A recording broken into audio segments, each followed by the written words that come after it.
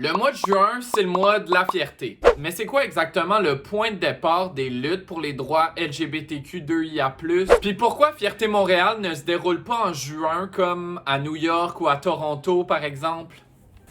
Je me suis entretenu avec Raphaël Provost, le directeur général du JAG, un organisme LGBTQ2IA+, et tout ça via Zoom. Il a su répondre à mes questions, je vous montre ça.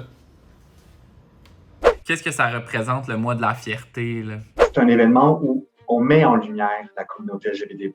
Et ça n'arrive pas si souvent, ça, que la communauté a cette occasion-là de pouvoir s'exprimer, se faire entendre.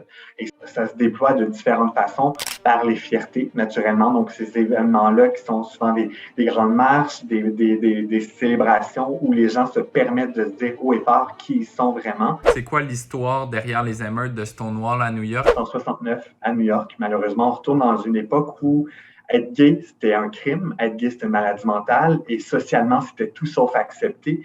Et il y a eu des descentes dans les bars, donc de Greenwich Village, qui est reconnu à l'époque et encore aujourd'hui comme un endroit queer LGBT. Puis on se souvient qu'à l'époque, queer c'était insultant. Aujourd'hui, on s'est réapproprié ce mot-là pour en faire un mot qui est fort pour la communauté. Il y a eu des descentes policières, des gens ont été exposés, des gens qui ne voulaient pas l'être, donc ont été outés sans consentement, des gens qui ont été violentés. Donc, il y a eu énormément de violence et c'est ça qui a marqué les esprits à l'époque, que des humains qui ne sont qu'eux-mêmes ont été battus pratiquement à mort. Et il y en a qui l'ont été battus à mort, justement, parce qu'ils ont été tagués, puis ils étaient dans des endroits qui, pour le reste du monde, c'était mal.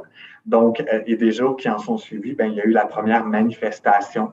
Donc, les gens sont sortis dans la rue et ont dit « non, on ne se cachera pas ». Puis je pense que c'est important de se souvenir qu'il y a des gens avant nous qui ont fait ça pour qu'on puisse avoir les droits qu'on a aujourd'hui, qu'on puisse avoir ces plateformes-là. Puis pourquoi est-ce que Fierté Montréal, ça se passe pas au mois de juin? Au Québec, mais ça se passe en nous, la Fierté Montréal. Je parlais avec Simon qui est le directeur général de Fierté Montréal, mais c'est parce que Montréal a un calendrier de festivals qui est assez imposant. Il y a la Fête nationale en juin, les concours, la Formule 1 en juillet aussi, il y a beaucoup de festivals. Et août est un mois un peu plus tranquille à ce niveau-là. Et donc, Fierté prend tout son sens et on prend tout le spotlight qu'on lui donne à ce moment-là.